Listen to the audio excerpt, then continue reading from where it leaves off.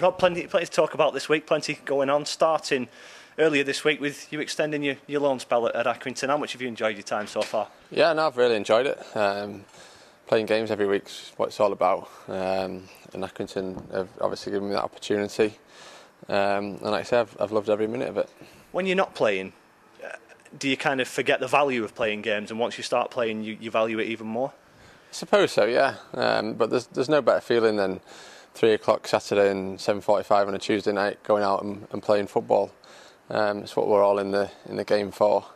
And like I say, I was not getting as much game time at Fleetwood as I wanted. So like I say, I've come in and played some games, and like I say, I'm loving every minute of it. And the way the division goes, a month's loan doesn't sound a long time, but it's often a lot of games, isn't it?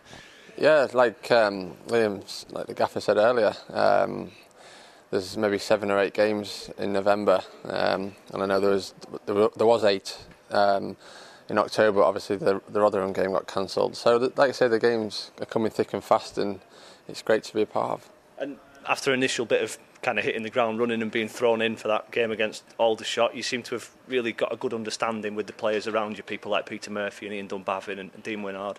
Yeah, obviously it takes a little bit of time to gel, and I think especially at centre half you've got to have a good understanding with each other, as it's an important part of an important position on the pitch. And like I say, the last couple of games we've stuck together and we've looked solid, and hopefully that can continue. You've already touched on the other big change that's happened in the last week or so, a change of manager. Liam Richardson, no longer assistant, now manager. You're going to have to get used to calling him gaffer, aren't you? Yeah, there's a little fine pot for calling him Liam and not calling him gaffer, so that's a bit of banter with the lads. Going to I think we're going to Children in Need, so it's a good fund. But like I say, it's a great appointment, and he obviously knows what I'm all about. I know what he's all about. So yeah, it's good for all parties. How much of a nervousness is there around the club when a manager goes and you think somebody new might come in and you might have to start from square one?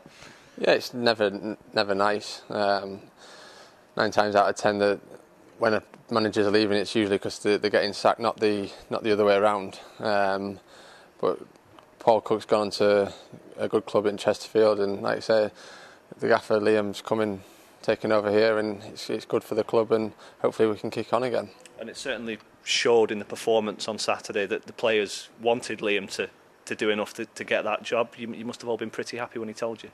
Yeah, definitely.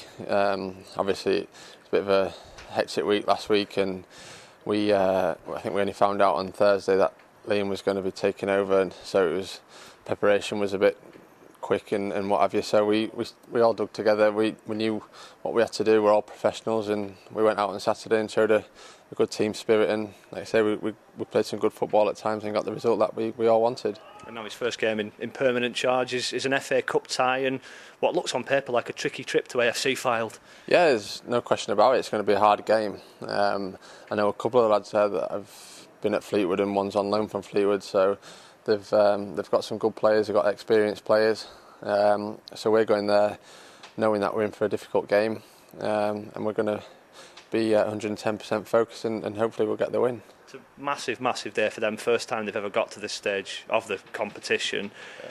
There's something in general though about the FA Cup, isn't there, that makes players lift their performance levels? Yeah, definitely. And like you say, it's their first time they've got to this stage, and they will be wanting to raise the game even more, playing against the league side as well. So there's many factors going for them to raise a game, but we've just got to be professional and go about our business and do things the right way, and I'm sure we'll have enough in the change room to get the victory.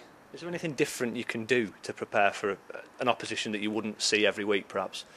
I don't think there is really. I think you've just got to be professional and just prepare as you prepare for any other game. If we go out there and do the basics right and do our individual jobs and collectively correct, then we should win the game, but it's never as easy as that. And we, like I say, we know we're in for a tough game, and it's going to be a tough one tomorrow. And just finally, on the subject of the FA Cup, your own personal memories, either as a player or even as a supporter? As a player, not really. Just round one, round twos. There was a time when I was at Barnsley, but I wasn't featuring. They got to the semi-finals that year when Cardiff beat them at Wembley. but as a player and playing in it, not really got too far in it.